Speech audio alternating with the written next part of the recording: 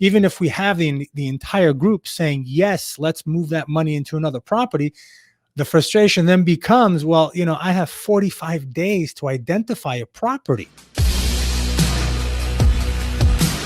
What's been the biggest frustration for you, clients, or partners when it comes to capital gains tax deferral and or the 1031 exchange? So, I was talking to one of my investor groups, and I was mentioning to them, would you like to do a 1031 if we sell the property and so forth? And a majority of them said, yes, absolutely. Why not? Why go into that capital gains? But then you have that one or two people that say, no, I want my money back, right? I want that. So that kind of throws a little wrench into the entire system. And again, even if we have the entire group saying, yes, let's move that money into another property, the frustration then becomes, well, I have 45 days to identify a property, right? And then you have, I think it's 180 days to close on it.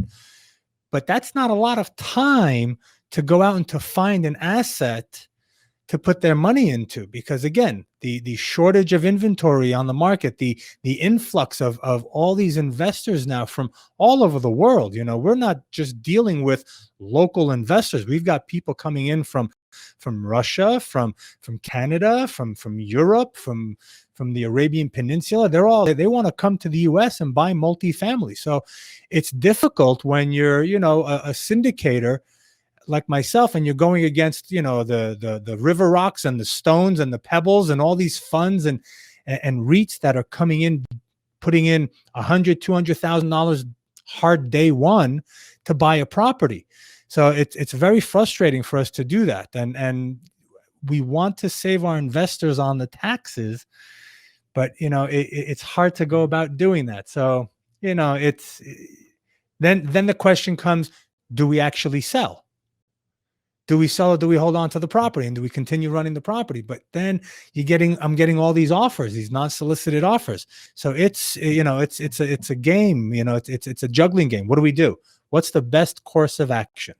And I think that's why our investors pay us to make those decisions for them. Absolutely. No, I could agree with you more. We call it the shotgun wedding. Our parents taught us to sell high and buy low. They didn't teach us to sell high, get engaged in 45 days, and get married in 180 in a low inventory market, right? With rates and offers just driving prices to the roof. So I'm in California, and this is part of my story, Nitzan, if you haven't heard it, but I was at Marcus and Millichap helping people buy and sell multifamily properties. And this was 06. Mm-hmm. Things were going great. I mean, the market was booming.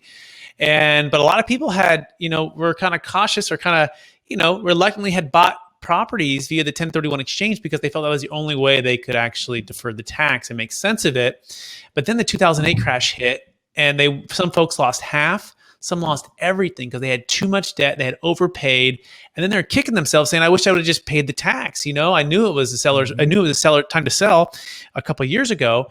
And then we learned about the Deferred Sales Trust, and this is what changed everything for me. You can now sell high, park it into the Deferred Sales Trust. It's not a Delaware. It's not a TIC. It's not a 1031 at all.